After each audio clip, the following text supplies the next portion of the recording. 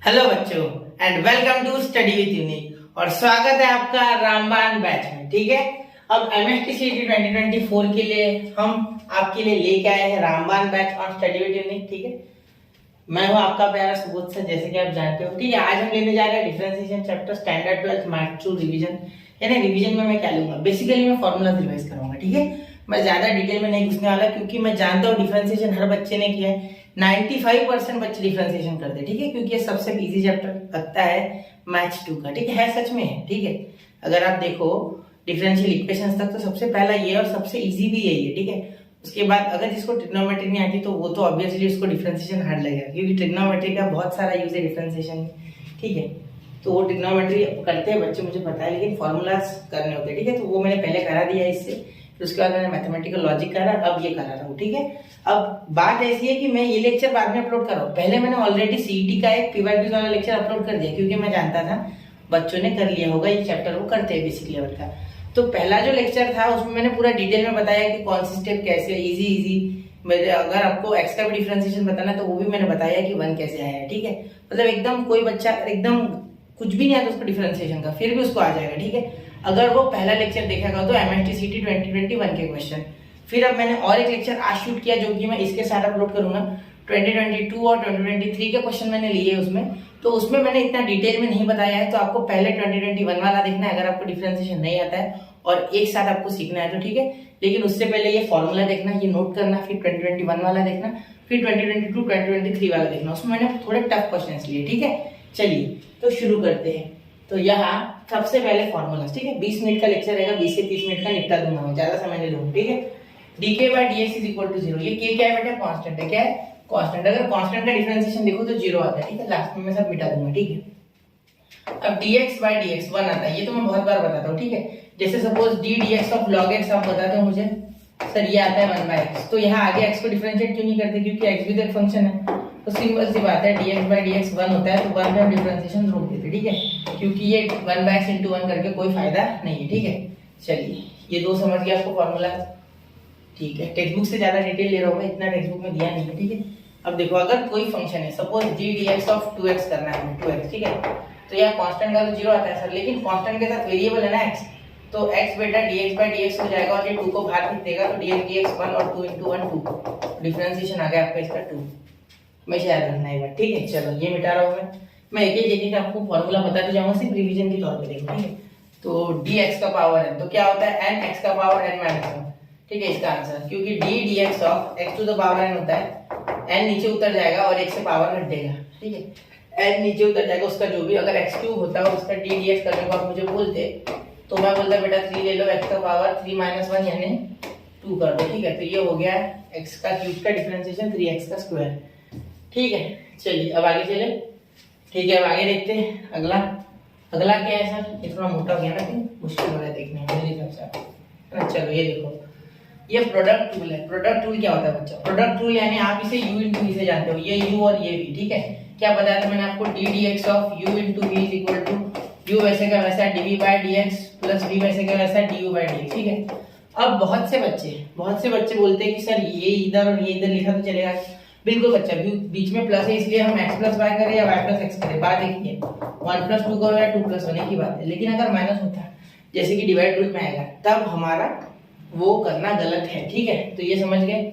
UV rule भी बोलते हैं बच्चे इसे बहुत बार। ठीक है, अब क्वोशंट रूल यानी डिवाइड रूल, सिंपल सी बात है, इसे डिवाइड रूल बोलता हूँ मैं भी जनरली, और बहुत जगह इसे डिवाइड रूल ही बोला जाता है। ठीक है, generally it is called as divide rule. ठीक है, क्योंकि डिवाइड में होता है।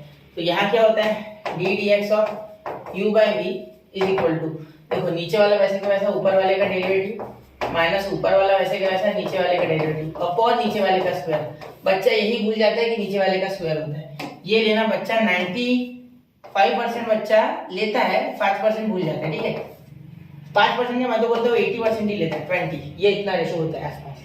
ठीक है, जो कि मैंने देखा है। ठीक है, चलो तो ये आपको याद रखना है, ये f of x g of x क्या f of x u है और g of x v है। ठीक है, टेंशन नहीं लेना है।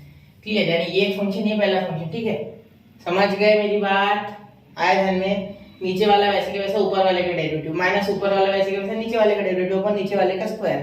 ठीक, चलिए चेन रूल। अब चेन रूल तो बड़ा ही आसान है बच्चा, d dx of f of g of x, मतलब देखो फंक्शन के अंदर फंक्शन, जैसे suppose sine of x square है सपोज, ठीक है, तो एक्स स्क्वायर खुद एक फंक्शन है, साइन भी फंक्शन है, तो D d x of sine x क्या हो जाएगा, देखो ऐसे कर सकते हैं, साइन एक्स का स्क्वायर, ठीक है, तो इस साइन एक्स का डिफरेंशिएशन क्या होता है, कॉस एक्स स्क्वायर, ठीक है, फिर अब एक्स स्क्वायर का क्या हो गया 2x, तो ये हो गया आपका डिफरेंशिएशन पूरा, ठीक है, 2 sin cos square x into x या 2x cos square x square, ठीक है।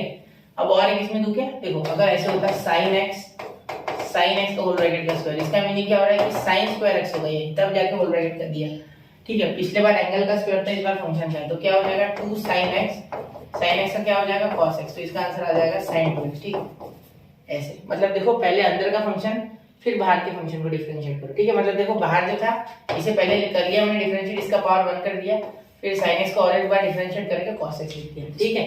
चलो क्लियर हो गई बात, ठीक है।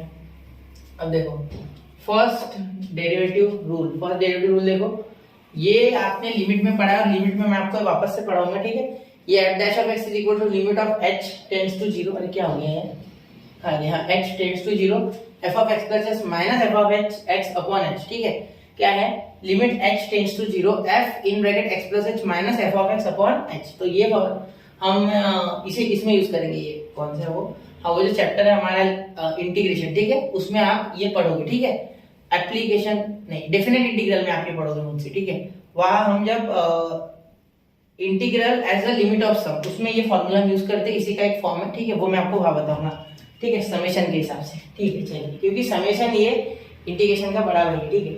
अब ये कुछ फॉर्मूला डिफरेंशिएशन के, ठीक है, वापस से लॉग एंड एक्सपोनेंशियल फंक्शन वाले, ठीक है, तो लॉगरिथम के आपको बेसिक रूल आने चाहिए, ठीक है, जिसका मैं 10-15 मिनट का एक वीडियो बनाने की सोच रहा हूँ, ठीक है, ऑलरेडी अवेलेबल है कुछ चैनल्स पे भी आप देख सकते हो।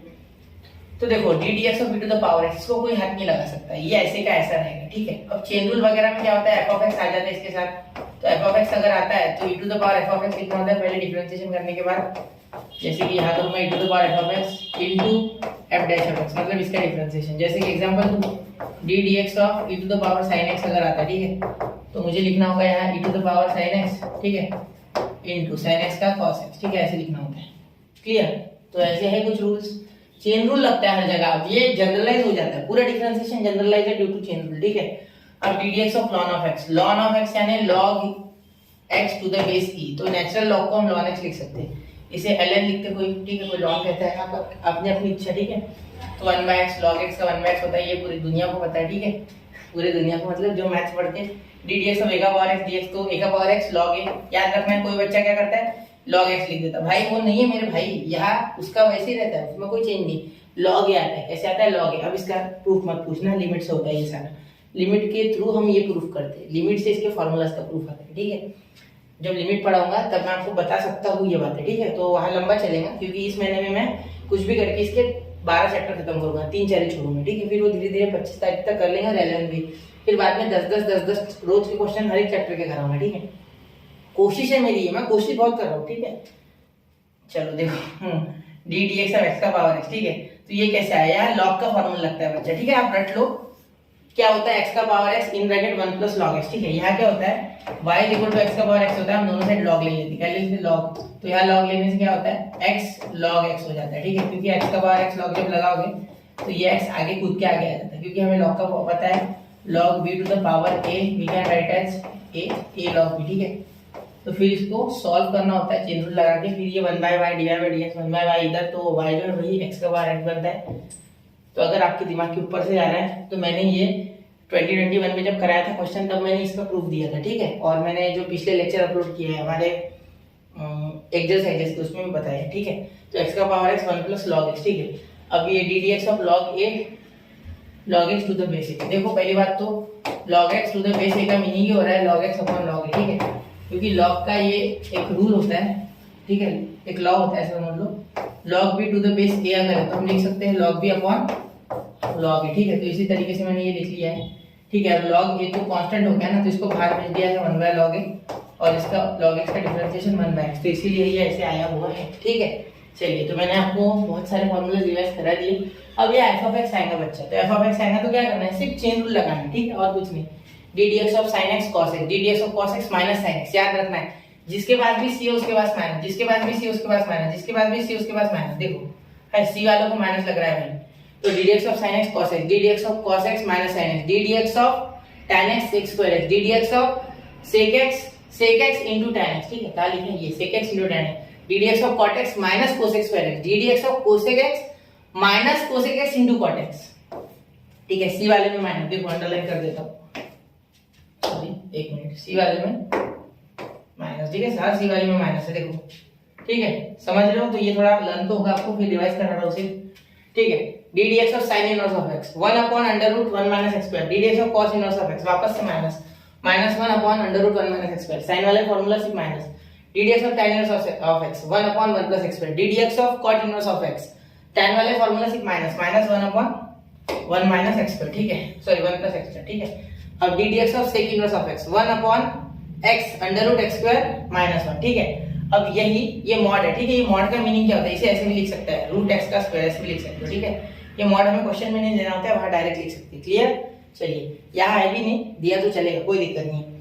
ddx of cosec inverse of x is what 1 upon x under root x square minus 1 और ऊपर माइनस आता है इसमें, ठीक है, मतलब सी वाले में माइनस। ये देखो ये सेक के जैसा रेप्लिकेट है, ये tan इनवर्स जैसा है और एक sin इनवर्स जैसा है। सिर्फ फर्क इतना है कि जो cot कोसेक और cos वाले फॉर्मूले इनमें माइनस आ रहा है, ठीक है। चलिए अब मैं यहाँ से अगर आपको फॉर्मूला रिवाइज कर चुका हूँ मैं, एक बार देख लो ये, तो अब मैं आपको बताता हूँ कि कौन कौन से फंक्शन से हम डील करने वाले हैं और सिलेबस, ठीक है। तो वैसे तो इतने होते हैं एक्चुअली में। एक इनवर्स फंक्शन रहेंगे जिसके फॉर्मूले अभी हमने देखे, ठीक है, उसके टाइप में आपको क्वेश्चन में बताऊंगा, ठीक है।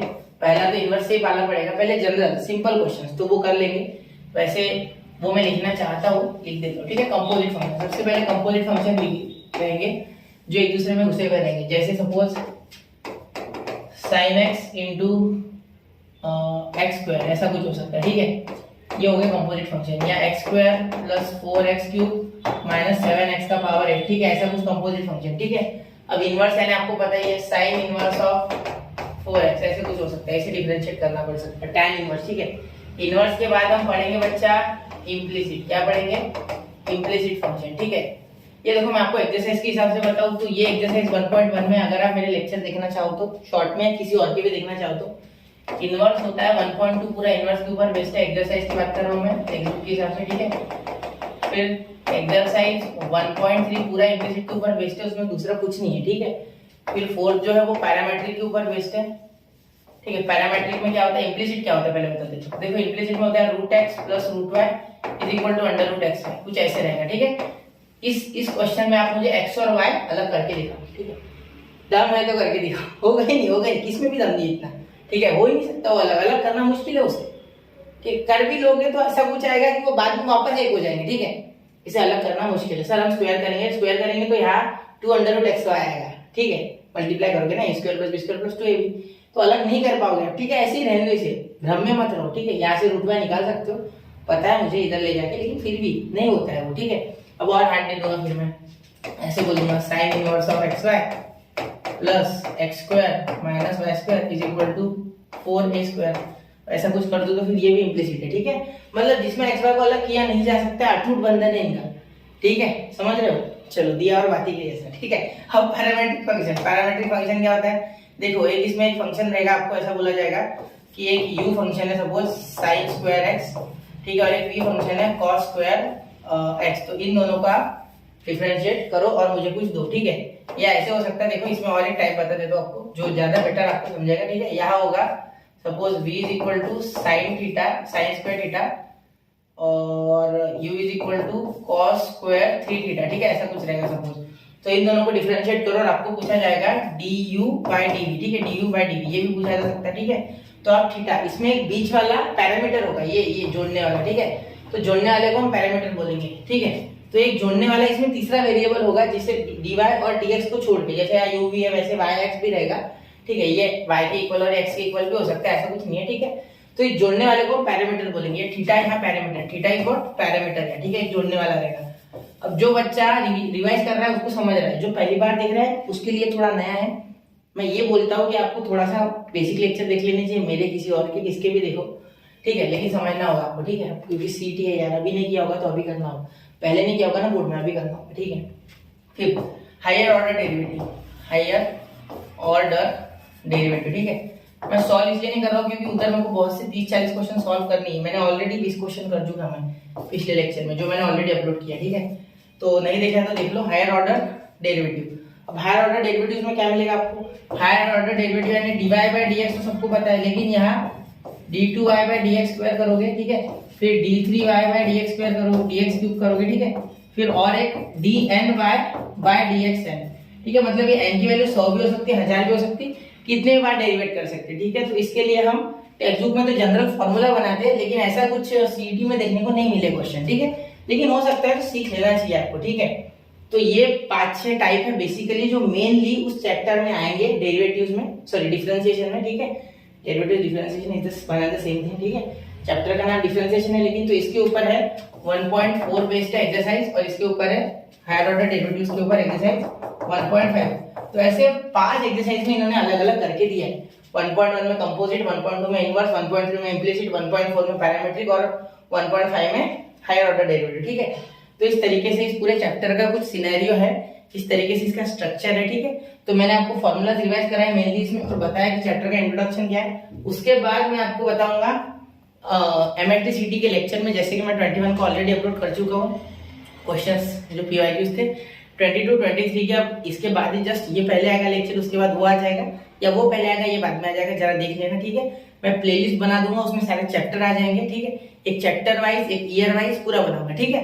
तो चलिए मिलते हैं अगले लेक्चर में। ऐसे ही आप पढ़ते रहे, आगे बढ़ते रहे, कोई भी दिक्कत हो तो मुझसे कांटेक्ट करें। और ये मत भूलना, ये मत सोचना कि मैं आपसे सिर्फ बड़े लेक्चर अपलोड करूंगा, मैं 3-4 मिनट वाले भी क्वेश्चंस करूंगा, ठीक है। और वो भी डालूंगा, लेक्चर सब जल्दी डालूंगा, सोच रहा हूँ बनाने की, ठीक है। वो बन भी गया कुछ, लेकिन डाल नहीं पा रहा हूँ क्योंकि अकेला आदमी क्या क्या करे भाई, ठीक है। तो कोशिश कर रहा हूँ, जल्दी कर दूंगा। और ये अगर एक बार खत्म हो गया तो फिर तो वैसे ही आएंगे, कम से कम मैं 200 क्वेश्चन कराऊंगा पूरे चैप्टर मिला के, उससे ज्यादा ही, ठीक है।